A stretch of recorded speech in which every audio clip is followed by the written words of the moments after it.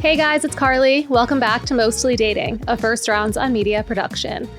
I know I'm not alone in having a million friends right now who are complaining about the dating apps. It might be you guys on the dating apps, it might be your friends. Everybody is frustrated by the swiping, the constant messaging, not actually going out on dates, and that's actually why I decided to work with First Rounds on Me. This dating app is amazing because it focuses on actually getting you on a date. As soon as you match with somebody, you plan a date with them. The chat opens up 24 hours beforehand. You can have that small talk before the date, but most of your effort is going into actually meeting the person and seeing if you like them enough to go on more dates with them. You're not going to get caught in the pen pal stage, and that's what I love about First Rounds on Me. Okay, I'm so excited to be back with a solo episode today. Last week, I had Alana on the podcast from Seeing Other People, which felt like a solo episode because we were just kind of like chatting and catching up on her relationship and my relationship and then answering a ton of listener questions. It was so much fun. It just felt like chatting with a friend.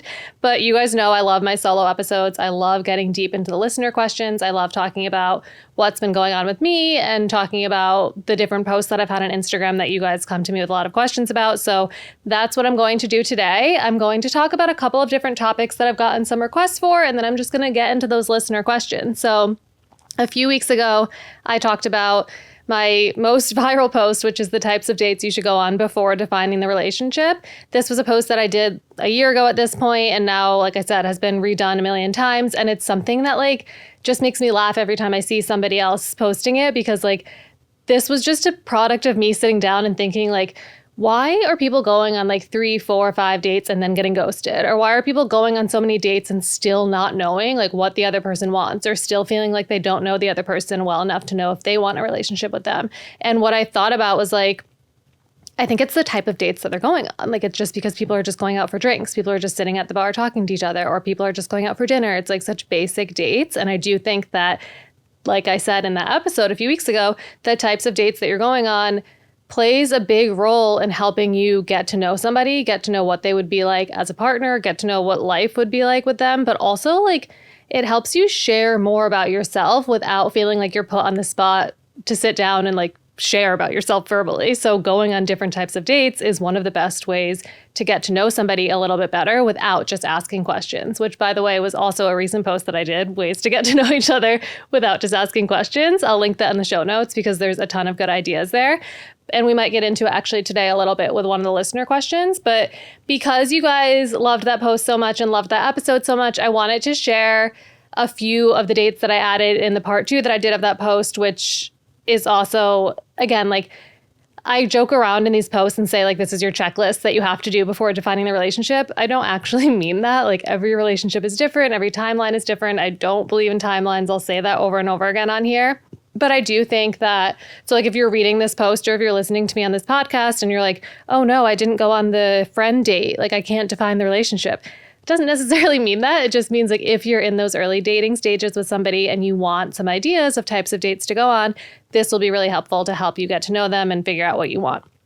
So I'll link that former episode in the show notes if you guys want to hear the first 6 dates that I talked about, but I'm just going to give you a quick rundown of another 6 that I think are really, really helpful in terms of types of dates to go on before defining the relationship that will help you get to know each other.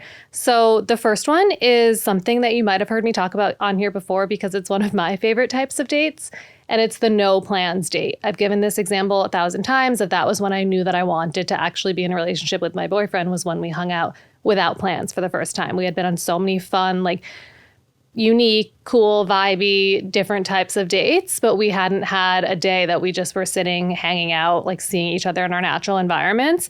I think this is so important to spend set time with your partner without an agenda or a plan or some fancy restaurant or a reservation or even other people. Just you guys on the couch next to each other or in the same apartment next to each other. Whatever you're doing, just going about your day in one of your environments with no plans. It's just going to, see how you are in your natural environment on a natural day, and also just put you in different situations. You don't know what might come up if you don't have a plan, and you don't know how the other person might act if they're not on and they don't have the setting to fall back on. So I think that that's really helpful and also preps you for the rest of your relationship, which, spoiler alert, will probably not be planned. You'll have a lot of times where you're just hanging out, just the two of you, if this is somebody that you're planning on being with long term.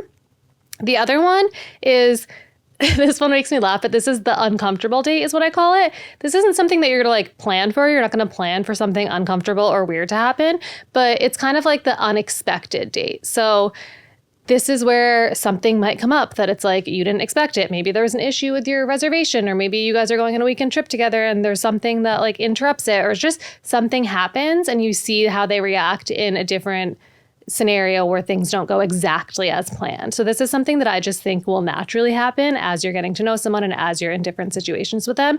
And it will help you see a lot about how they react in those situations. And another way to think about that, the uncomfortable date, is getting out of your comfort zone. So that is a way that you can kind of like plan that type of date, is plan an activity that's like a little bit more than just my classic activity date. It's like an activity that does get the adrenaline rushing or your heart pumping, or something that's out of, like I said, your comfort zone, whether that's going on like a different type of hike that's maybe more of like a adventurous hike, or doing something like, you don't have to like jump off a building, but just something that's going to push you outside of what you would regularly do. Like a lot of times when I say activity date, it could be like mini golf. That doesn't really push you so far out of your comfort zone. So it's something that's like a little bit more than that.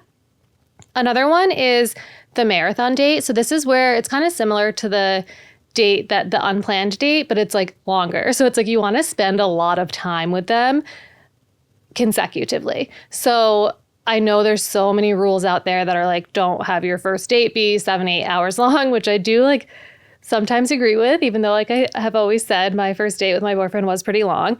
But I do think that over the course of getting to know somebody before you really decide to be in a defined relationship with them, it is helpful to have a date that is super long. And that could be like your first overnight date, or it could be just a day that you spend together. Like maybe instead of meeting up at night for like nighttime plans, you meet up during the day and then you end up spending the rest of the day together. It just shows that you can, and you shouldn't be like spending all day every day with this person, but it shows that you can spend a lot of time with someone and like not get sick of them. And it also just brings out different sides of them. Nobody can be like on and fake for an entire day, like hopefully. It just gives you more of a chance to get to know who they really are. Another one is what I always say, what I call the future conversations date. And what I mean by that is just a date that you have in your head, kind of a plan, a game plan of the different types of conversations that you want to have. You literally can pull out a list of questions if you want to, depending on what your vibe is and what the person's vibe is and kind of like how your communication is. It could also be spread over a couple of dates, but it's just time dedicated to really learning what they want for their future. I'm going to get into this as well a little bit with some of the listener questions we have today, but this is so, so important. I'm shocked by how many people, and like I've been this person in the past, so it shouldn't be so shocking, but by how many people get into relationships and spend like 6 months, a year, 2 years plus with somebody, and they haven't even talked about the future. And it's like, you've been together for 3 years and you're like hoping this is the year you get engaged, but like, I wonder if this person wants to have kids. And it's like, whoa, like I feel like these things should be talked about in the very, very early stages of dating. So this is something that I find super important. And I think it's like kind of a fun thing. You can have plans to maybe go to like a cool restaurant or bar and just like know in your head that you're going to bring up some maybe like uncomfortable at first conversations. But if it's the right person, it won't feel uncomfortable. And so I also have a post that's like questions to ask about the future early on. If you guys want that post, let me know and I'll like just put it in the show notes. But if you can't find it, let me know and I'll send it to you. Okay, so I'm going to get into some listener questions. That's probably going to end up bringing up a couple of different posts that I wanted to talk about as well, but let's just dive right into it. This person says, how can I work toward feeling more ready to date after a breakup? This is so hard, and I think that a lot of times what I feel is the issue with people not feeling, quote, ready to date after a breakup is that they think that being ready to date is the same thing as being ready to be in a long-term serious relationship with the person that you're going to marry. Like, it's like they view those things hand in hand, when being ready to date literally just means being ready to go out for a drink, a walk, a dinner, something with somebody new and get to know them a little bit. Like, you don't have to put so much pressure on it. And thinking about dating that way will help you, like, in general, be a little bit less anxious about it if you get anxious before you go on early dates. So if you're thinking in your head, like you went through a tough breakup, you feel like you're never going to be ready to get out there again, try to have a little mindset shift about what getting out there means. So think about it like this, like maybe give yourself a goal of like, I'm going to meet, instead of saying like, I'm going to go on 7 dates this month, like say, I'm going to meet 3 new people this month, and like, that's all you have to think about dating as, meeting new people. Going out on a date with someone, like we all know this, I'm sure a lot of us have been ghosted before, been on a million first dates that never amounted to a second. Like you're not leading someone on by going on a date with them when you're not like 100% fully sure that you are ready to be in a relationship again. It's just being ready to get out there, meet someone new, have a conversation, and see if you like them enough to go on a second date. So that's how I would reframe like being, quote, ready to date after a breakup, is just like being ready to meet somebody new and talk with them a little bit and get to know them. And like that being said, I feel like even going out and having a drink and sitting next to someone new will probably feel like a little bit more uncomfortable than usual when you're doing it for the first time after being in like a long-term committed relationship. So I don't know how long the relationship was that you're dealing with a breakup from, but you're probably really used to having that person in your life, and you're probably really used to going out and having them be the person there that you're talking to. And so it's like having a little bit of grace for yourself, that it might feel weird and uncomfortable, but that's okay. Like it's okay, that it's actually a good thing to push ourselves outside of what we're comfortable with. And that is how you're going to get ready. I don't think you're going to wake up one day and feel like 1,000% ready. So it's like, stop waiting for that moment where you feel ready.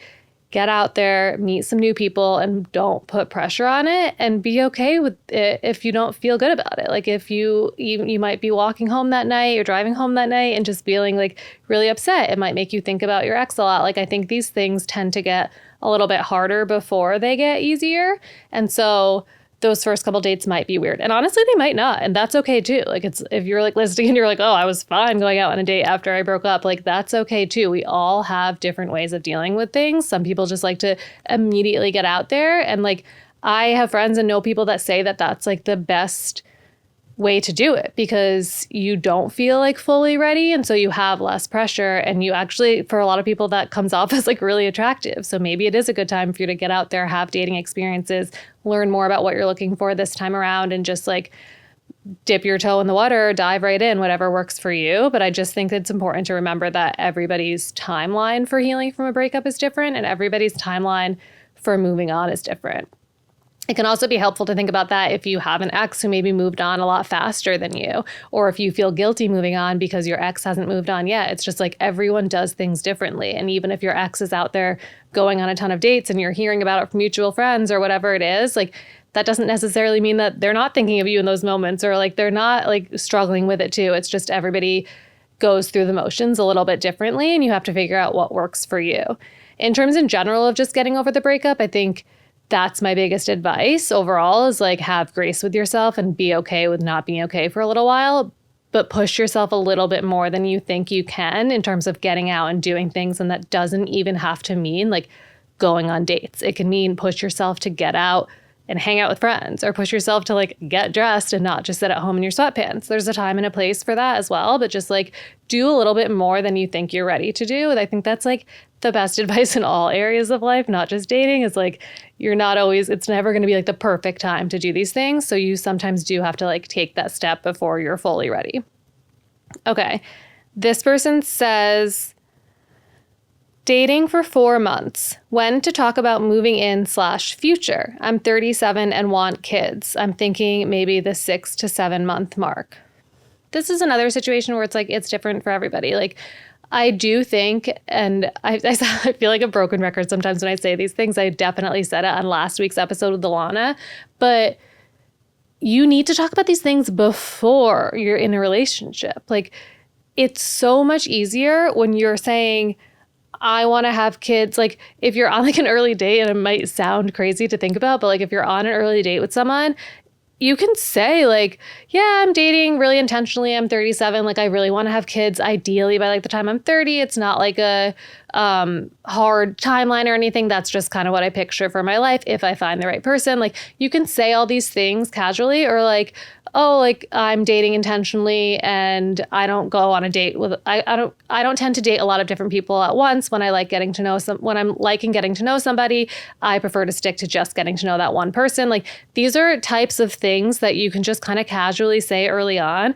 that when you're saying them early on, it's more that you're saying them about yourself, and it's less that you're saying it about them. So what I mean by that is like, if I was on a date, if I was single right now and I was on a date with a new person and I casually said like, yeah, I'm such a relationship person. I like never really date multiple people at once. If I like somebody, I tend to focus on them. I can say that on date one and just have that be like a fact that I'm sharing about myself. If I say that, if I've never said anything like that before and I'm now on my 6th or 7th date with somebody and I say that to them, it's like 1,000% clear that I'm saying that about them. Like, I want to date you and I'm very interested in you. And that's like kind of like a more difficult, awkward, uncomfortable thing to say when you're like bringing it up for the first time and it's clearly about them. The same thing goes for if you're in a relationship like this person for 4 months and you've never brought up timeline for like your future and kids and things like that. It's going to be more difficult because it's like something that you're asking them about them specifically. Whereas if this was something you shared early on just about yourself, like I kind of am in a place where I want my relationship to move more quickly and I want to have kids at this age, then it's going to be like kind of more natural for you to bring it up. And now they know that about you, they're with you. And so it's like obviously a conversation for you to have about your relationship. So that's kind of my thought process on it. But now that like and I'm not saying like, I don't know if this person has talked about this yet before, but I just like to caveat that it's better to have those conversations early on to start. That way it's easy to have them as you continue dating with somebody. So now that you're 4 months in, whether you've talked about it or not, I think it's like less about deciding when to talk about it. Because she says when to talk about moving in / future, 37 want kids, and I'm thinking the 6 to 7 month mark. I don't think you have to like wait for the perfect time to talk about it. I think that it's more about the way that you bring it up. So it's less about, I wouldn't bring it up like, hey, when do you want to move in together? It's kind of the same as what I say about like having the talk about defining the relationship or any milestone conversation in your relationship. I think that the way that you bring it up is you tell them like what you're thinking, and that kind of sets the stage, opens up the floor for them to share. It's the classic, what I always say is it's easier for someone else to share with you where they're at if you've already shared where you're at. And of course that's like you're taking one for the team and you're being the first one to open up, but like that's what you got to do if you want to have the conversation. And so you're 4 months in now, I would just like the next time that's something that you guys are talking like about how things are going in your relationship or like something, or like even if that's not something that like naturally comes up for you guys, I would just tell them like, hey, I've been thinking a lot. I'm really liking the way the relationship is going. And I know we're only a few months in, but I would love to know like what you picture for our timeline, just knowing that I'm 37 and you're this age, or just like bring up your ages. Like it's no secret that women want to have kids like within a certain time frame.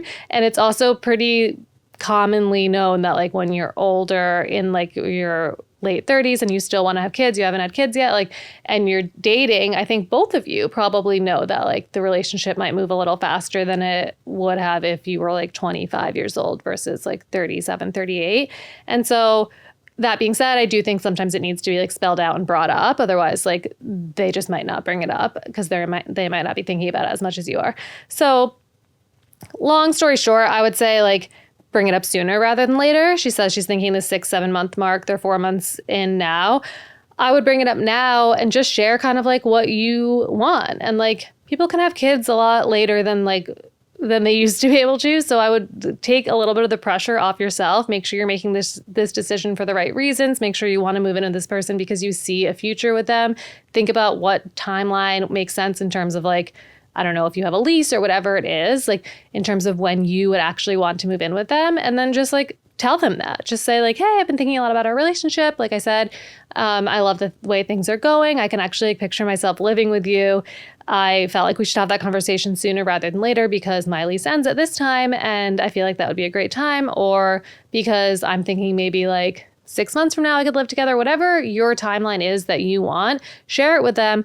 Be open to the fact and the idea that they might not have the exact same timeline as you, and then make it a conversation. And one way that I always like to kind of lead those conversations is by saying something along the lines of like, I've been thinking about this a lot lately, or I've spent some time thinking about this, something that like implies that you have put thought into this, but I know that maybe this is the first time that you're thinking about it, or I know that maybe you haven't thought about it as much as I have, or I know that this is the first time I'm bringing it up. Like, if you don't have like a clear answer, a clear idea right now, that's fine. Like, would love to talk to you about this in the next few weeks. Like, that's totally fine for somebody to not know, like, right away off the bat, like, exactly what they want for something that they might not have spent as much time thinking about. So kind of like go into it with that idea and just know that it might not be the exact answer that you want, but that doesn't mean that they won't get there or that you guys can't find some way to like compromise on the timeline aspect of it all.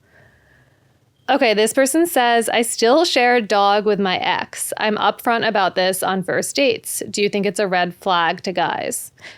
I don't know if it's a red flag, but like I wouldn't like this. And I just like, I always find this so weird. Like, and maybe because I've never had a dog, and so like I don't know the attachment that you have to it. I do love dogs. Like I want a dog, but like, why are you sharing a dog with your ex? Like, it's the strangest thing in the world to me. I'm sorry. I'm sure you have your reasons, and I'm sure so many people disagree with me. I'm not saying I'm right, but like, I wouldn't want to date someone who shared a dog with their ex. Like, it's so strange. I don't like. My boyfriend had a dog with his ex, and like, I don't even think it ever crossed his mind to like share the dog. Like, they broke up and she took the dog. Like, somebody takes the dog. Like, there needs to be a tie cut here at some point. And this is like, I'm a child of divorced parents. Like, if you have kids, you share the kids. A dog is not a kid. Like, it's like, this is the hill that I'll die on because I find it so weird. So like, I can't answer if people think this is a red flag, but I can tell you 1,000% that there are people out there that wouldn't want to date someone who's just like still has this connection with their ex. Like, a lot of people wouldn't want to date somebody who like has any contact communication with their ex at all. So the fact that you have this like predetermined set reason why you're going to always be in contact with them for the whole duration of this dog's life, like, is really odd. Like, and maybe you have like a very great arrangement or like you guys don't really communicate and there's just a dog schedule and like whatever it is, but like, it's just like a layer that wouldn't work for me. And it would work for a lot of people. So like, this person who's writing in, like, maybe it would work for you if you were dating someone and they shared a dog with their ex. Like, so everything that's like one person's quote deal breaker or like a weird red flag or a weird thing for one person, like, you'll find somebody that, I'm not saying you won't find someone who's okay with it, but I'm just saying like, you're definitely gonna find people who aren't okay with it. And like, I personally, my advice would be like, figure out some sort of dog custody situation where one of you has the dog. Like, I'm just picturing, like, I don't know how old you guys are, but like, what if you do start dating somebody and you end up like marrying this person, you guys get your own dog and you have your own family? Like, are you still going to be like shuttling this other like step dog back and forth or whatever you would call it? I don't know. I just find it very strange. So I would try, like, as hard as it is, I know you love your dog, but like, find a solution. Like, I feel like you should just take the dog, but I don't know. My recommendation is to figure out the dog thing. Okay, I'm just going to take a quick break to tell you a little bit more about our sponsor, First Rounds on Me. So we all know the struggle that comes along with using dating apps. Waiting for their reply, spending too much time texting, and then never going out in real life. First Rounds on Me changes the game by making the transition from online chat to in-person meetup as easy and as smooth as possible. So there's no endless back and forth. The app only gives you 24 hours to chat, so you'll know right away if there's a spark and if you're going to meet up. And there's no need to plan the perfect date or have endless discussions. First Rounds on Me actually has a built-in planner that makes it easy to set things up and really enjoy the moment. And it's all about quality, not quantity. So I don't believe that dating is a numbers game. It's about being intentional. On First Rounds on Me, you only get one match per day, so you can have a focused and intentional approach to dating. No more endless scrolling, just real connections. First Rounds on Me takes the pressure off dating. Head to the link in the show notes and you can get your first month for free with the code MOSTLYDATING.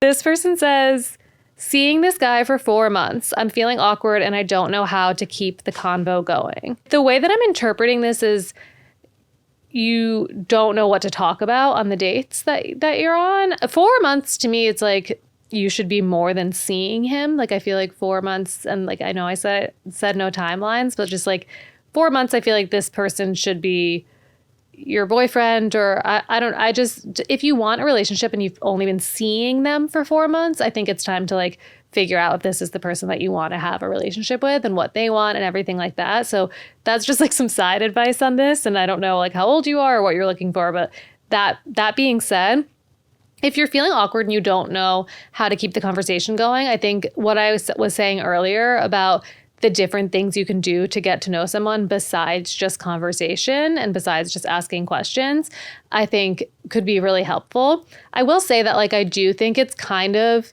not a good sign if there's if you feel awkward with someone after 4 months. I think it's normal to feel awkward at some points, or to have, quote, awkward silences, which I just call natural breaks in conversation, which is totally fine. And I wouldn't call that a red flag or a bad sign. But if you're 4 months in and you feel awkward and feel like there's never anything to talk about, it might be I would call that sort of a pink flag of incompatibility. But it also could just mean that you need to switch up your environment. You need to do different things to get to know each other that aren't just asking questions. So like I said, I just recently did a part 2 of a post that I have on Instagram, which is how to get to know somebody without just asking questions. Some of the things on this post are, I was saying earlier, going on different types of dates, getting into different environments, doing things outside of your comfort zone. Those are all natural things that I talk about all the time. I think that being in those different types of situations, again, brings out different sides of you. I've said that already 1,000 times, even on this episode. But other things that you can do that you might not really think about that do help you get to know somebody is, one, bringing different people into the equation. So that sounds kind of weird, but having a double date with another couple, or going out with friends, meeting their friends for the first time, bringing them around your friends for the first time. You learn so much about someone by the way that they show up around your friends, by who their friends are, by the way that they are around their friends, but also by going on, like I said, a double date with somebody. You'll be shocked. I talked about this in the episode with Alana, but you'll be shocked by the things that might come up, or the things that they say that you're oh, wow, we never talk about these types of things when it's just us, or oh my God, I've never heard that story about him. If it's a couple that knew him when he was younger or whatever it is, or even it puts you in a situation where you can share more about yourself that might not come up if it's just the two of you. And I'm not saying that you guys, again, don't know how to have conversations, or that there's an issue with your communication. It's just different people being around helps bring up different things and bring out different sides of somebody. And so I think that that's one really, really helpful way, is bringing different people into the equation and hanging out around friends. Another one that might sound kind of weird, but is just listening to music together. And when it's funny, because when I was writing this post, my boyfriend said, he gave me the idea of putting in going for a car ride together. He thinks that being in the car together can help you learn a lot about each other. He's you could learn if they have road rage and how they drive and things like that. And I do think that's a really good suggestion. Maybe I'll put it if I do a part 3. But that made me think of the music one. I was oh, I actually do love being in the car with somebody for the first time, or in the early days of dating, because you can see what type of music that they play, or if you're playing music and you'll be shocked that they maybe a song will come on and they'll start singing along, and you'll be oh my God, you know this song too. Or if an old throwback comes on and it reminds you of a story to tell them that you haven't told them before, or brings up something from their past. I think that music is and I also love music, but I think that it's just the type of music someone likes can tell you a lot about them. The songs that they know can tell you a lot about their childhood or high school years or whatever it is. And it's such a cool way to get to know somebody that you don't even really think about. You wouldn't really think that just sitting down and listening to the radio together would help you get to know somebody, but it really, really does. So that one I love. I think that's such a good way to get to know somebody. Another one is watching what they do when they're just at ease and comfortable. And so what I mean by this is when I was talking earlier about a no plans date. So if you're at home or you're at their apartment, or even you're at the movies, or something, you're somewhere where they're super relaxed. What do they do? Do they have do they reach for their phone? Do they scroll? If they're at home, do they start cleaning things up? There's just something about seeing somebody when they're just totally relaxed and at ease and not buttoned up or putting on a show, that can be really telling. And on the opposite end of that, there's also a lot, obviously, you can learn about somebody when you're in a stressful situation. That's why I said earlier about the uncomfortable date, or the date where something goes wrong.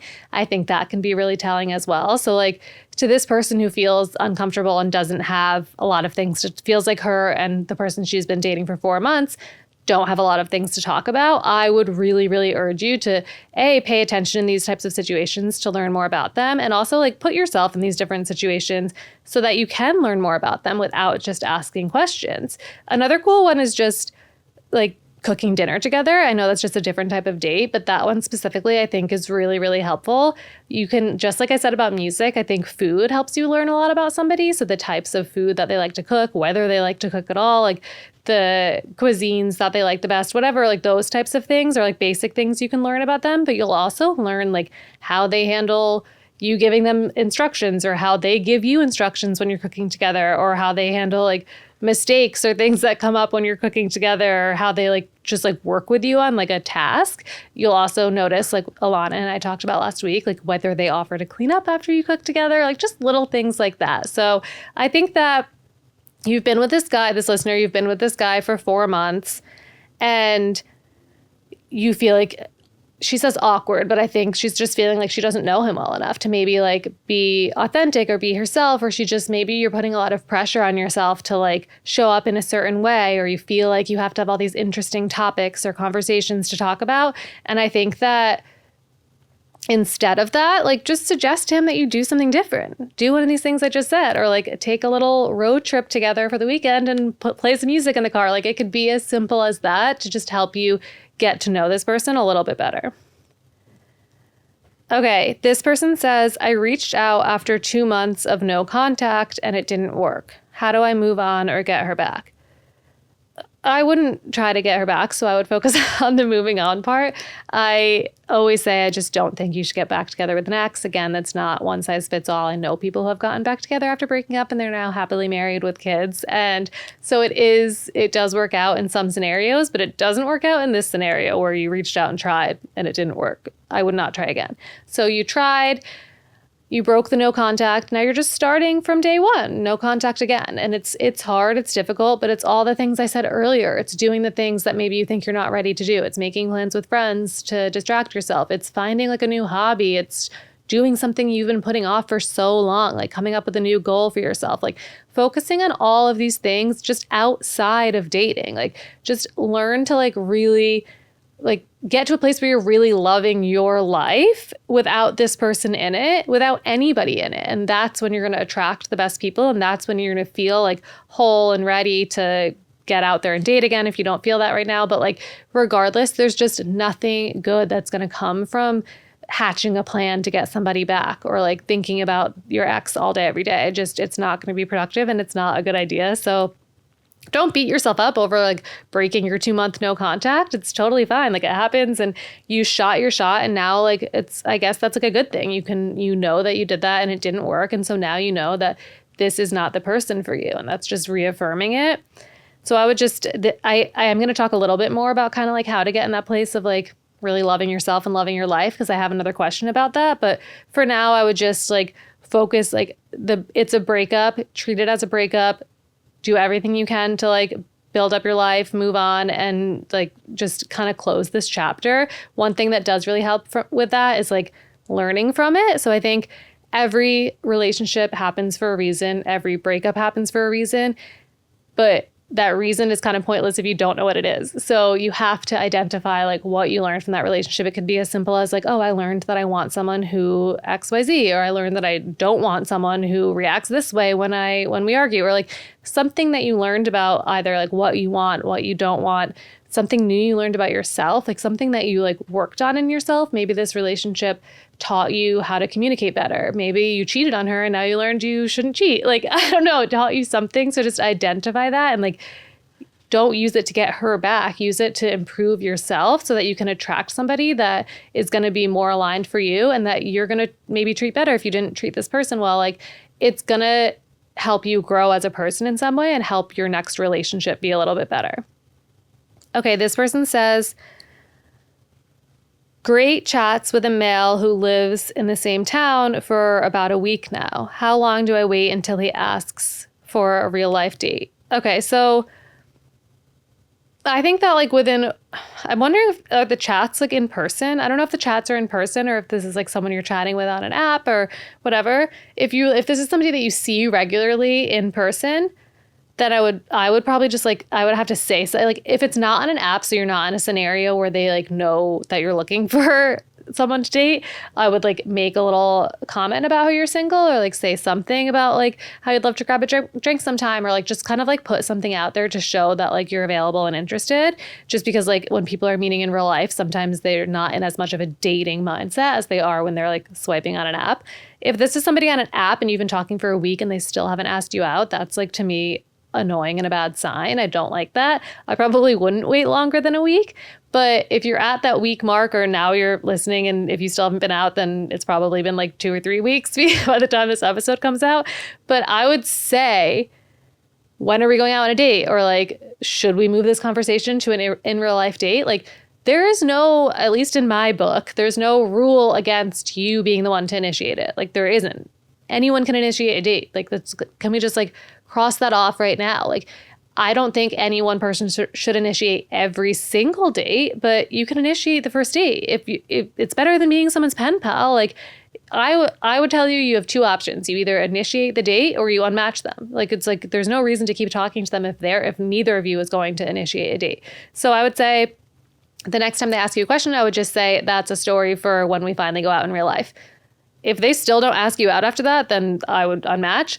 But you could also say, instead of using that approach, you could say, like I said, hey, should we go out next weekend? Like, say something like specific that just shows that you are ready to go out on a date. You could literally even say like, hey, I really don't like chatting on here for more than like a week before I go out with somebody. Or like, hey, I have a lot of conversations going on this app. I would rather meet in real life and like get out of this pen pal stage. Like, everyone deals with these same things. It's okay to like shout it out and say like, hey, I'm not looking for a pen pal. Like, it's like, I wouldn't say that message too when you just matched with somebody. I found that like super annoying when people would be like asking me out after we matched without even like saying hello. But if it's been a few weeks, if it's been a week, if it's been 5 days, like, if there's been back and forth on the app long enough that you have to like scroll to read it, it's time for somebody to initiate the date, and it's okay if it's you. Okay. This one's a little bit longer. All right, this person said, hi, I saw your story requesting questions for the episode. I'd like advice on how to navigate being in a relationship with an overly sensitive partner. He gets upset easily, takes little things out of proportion, and is becoming kind of exhausting. And it is becoming kind of exhausting trying to navigate it, since whenever it happens, it appears to be over something so small. Everything else with him is so great, so I just want to see how to maybe change how I approach things. But I've also told him he may need to go to therapy, since it's never something he should actually be upset about to the point of crying each time. So it might not be anything I can do. Haha. I love this question. I think there's probably a lot of people listening who can relate to it from either side. I validate that this can be really annoying, but I also validate that there are people who are really sensitive and it's not something that you can control. Like, although I say like I'm not the most sensitive person in the world, like there are times that I get upset, or like something like someone says just rubs me the wrong way and I'm really bothered by it, and kind of like logically in my head I know that like they didn't mean it that way, or like it's not the end of the world, but sometimes something just hits you in that way and you're just like upset and bothered by it. It's not for me to the point where I would be crying about it. So that to me is like when she said crying, a flag went up in my head when I'm like, okay, that is like a little bit odd. I do agree that he might need to talk to somebody.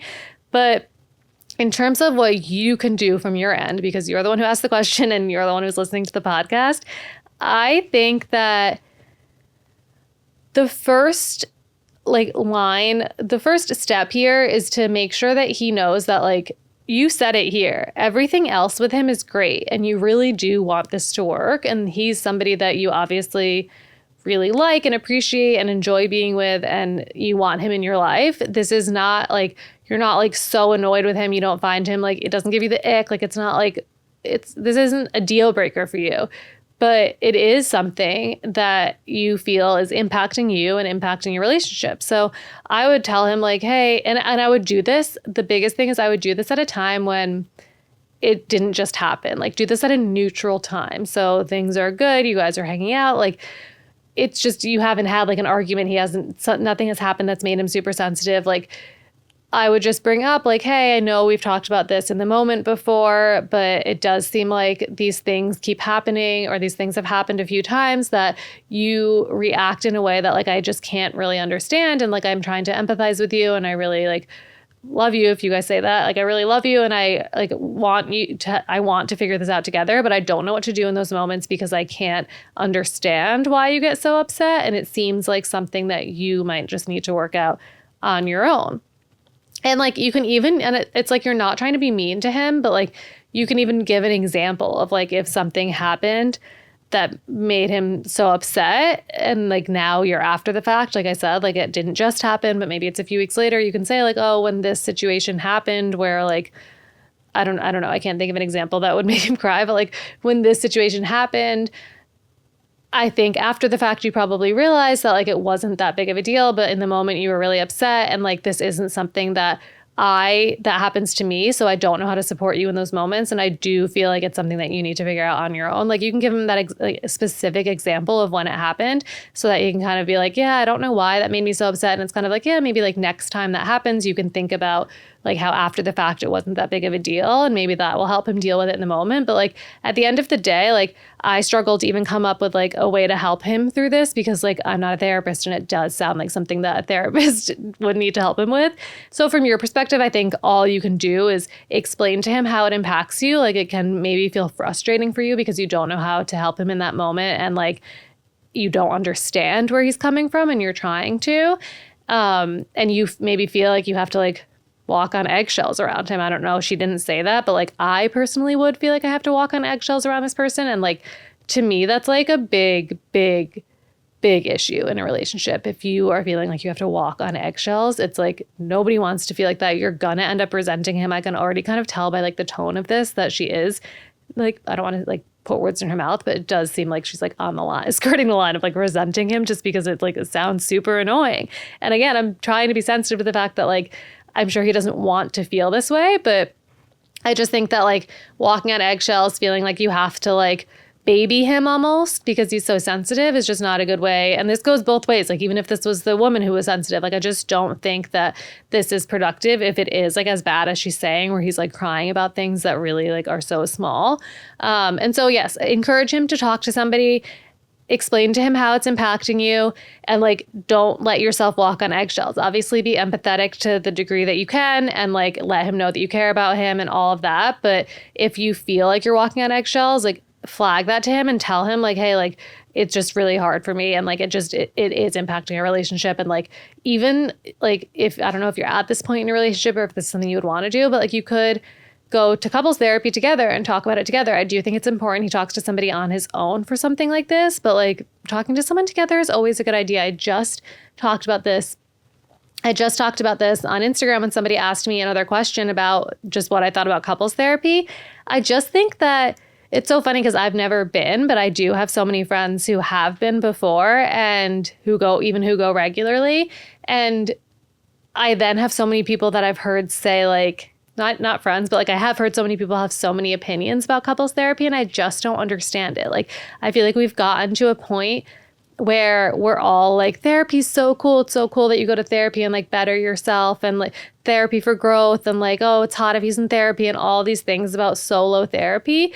But then for whatever reason, couples therapy is like, ooh, what's wrong in their relationship? But it's like, why can people just not want their relationship to grow the same way that they want themselves to grow? Like why can couples therapy can just be like a tool for your relationship growth, just like solo therapy is a tool for your self growth. Like I just don't really see why people view it with such a negative connotation of like something must be wrong if they're going to therapy. Although in this sense, like there obviously is a specific thing you need to work on, but it's just same thing of like, if I'm going to therapy to work on the fact that like I yell in arguments, which is I don't, but like that's just like an example. Maybe I'm going to therapy to work on like my anxious attachment, or like something like whatever, like people have different things they're working on in therapy. You can go to couples therapy to work on your communication, to work on the fact that you feel like your partner's overly sensitive and you don't know how to react. Like you go to build these tools. And so I think that that could be really helpful. Okay, I'm going to do one more. This person messaged me and said, oh, this was interesting. Okay. This person messaged me and said, I heard you need to be happy alone before being in a relationship, or you just will make I heard you need to be happy alone before being in a relationship, or you will just be miserable in that relationship. Do you think that's true? I said yes, definitely, but yes, definitely to the part that you have to be happy alone before you're in a relationship. I don't think it means you'll be miserable in the relationship. I just think it means you're not going to find the right relationship. And I fully, fully believe that. If you are like so happy with yourself, I think like those are the people that get married like really young, and it's not one size fits all. It's not like that's not 100% of the time, but like the people who are just like so confident and happy in themselves, they meet their person earlier, because that is like the missing piece of finding the right person. It's like you have to be happy and confident in your own life, and just wanting this person to kind of like be an addition to it versus like filling it up. And so when I said that I agree with that aspect of it, this person said, I'm kind of surprised, to be honest, because I really long for love and a relationship and eventually marriage with a family so much that I think if I found love and someone to spend the rest of my life with, I'd be happy. And I feel like I see everyone else happy with their significant other, and I'm missing out, which is making me sad. And so basically how I'm interpreting what he's saying is he feels that this relationship and marriage and kids and a family is the missing piece of why he's not happy. And that is like the crux of why I think you have to be happy before you find a relationship. Because if you're looking for a relationship the same, like as if you're looking for a missing piece, I just think that you're never going to find the right thing, and you're never going to be like fully, fully happy. You have to be fully happy in order to show up as your best self. You need to be fully happy in order to like be your true self and like feel authentic in you and like able to express yourself in that relationship. If you find somebody who you view as like the missing piece to your life, I think that like you're just going to always feel like so attached to them, and that like you're just always going to be so nervous that you're going to lose them, and like your life's going to fall apart if you break up. Like you just never want to be in that position. I think you need to know that you would be fine without somebody. Of course, I would be like so upset and devastated if like something happened in my relationship, but like I would know that I would be okay. And I think if you think your whole entire life and you would fall apart if you lost this person because they're your missing piece, it's just not a good place to be in. So then the funny thing about this question is then this same person asked in my question box, what advice do you have on getting ready for a relationship? What advice do you have to give on getting ready for a relationship or marriage? And I didn't realize it was the same person. And I kind of like made a joke like, oh, welcome to my page, because that's what my entire page is about. So then he messaged me and it was the same person. He said, LOL, sorry, I guess I'm trying to figure out how I can be happy with myself, like we talked about earlier, but I don't know where to start. I'm very insecure because I was always told when I was young that I would never find anybody, and I'm afraid that's going to turn out to be true because I always get ghosted after the first date or just flat out turned down. The better question would be, what advice do you have for someone to be happy with themselves first so they can find someone to marry? I think the best advice for this person, first of all, like that's horrible that you were always told that growing up. Like I think I can't imagine that. I was never told that. And I know like I'm not so naive that like I don't know that some people have scenarios like that where like they were maybe, I don't know if this was his parents or whatever, but like maybe he was bullied, but people like kind of grow up believing these things. And it becomes like such like a deep seated thing that's hard for you to get over. And it made like kind of his earlier question make sense of like him feeling like that's like the missing piece, because it's something that he was always told that he was never going to have or that he could never get. And so I totally understand it. I like hate to keep saying this in this episode, but I think that this is something that like you really should talk to somebody about, because like going to therapy is so helpful. Like it's helpful, like I said, for everybody, but when you have a specific thing to work on, like if you found a therapist who like specializes in like dating and relationships or like even like attachment styles and things like that, and you could go and tell them like, I was told this for my whole childhood or my whole life, and now I feel like I'm never going to find somebody. You have like you've given them a great assignment, and that's a great base point and starting point for therapy.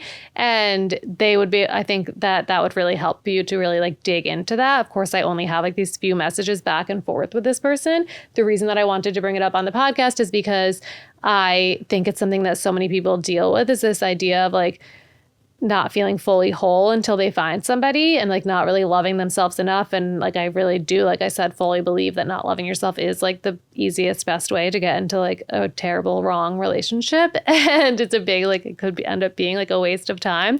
And I think that loving yourself is like a fast track to finding your person, finding the relationship that you want. And so to answer his question in terms of like what you can do, I think like, and it sounds like stupid, but it's like you like kind of like have to like date yourself, and you have to like Christine Lang, who I had on the podcast a few months ago, like you have to kind of like treat yourself like a best friend, like you like the way that you would treat a friend. It's like all those classic cliche things that you hear from people who give like kind of self-development and like self-love advice is true. Like, it's like when you catch yourself saying, I'm never going to find somebody, like, would you ever tell your friend they're never going to find someone? Like, no, like, and you don't really believe that. Like there have to be things that you love about yourself. Like, even if it feels right now like you're so insecure, I'm sure if you stop and think, like, what's one thing that you think is really cool about yourself? What's one talent you have? What's one like thing that you're really good at? What's one like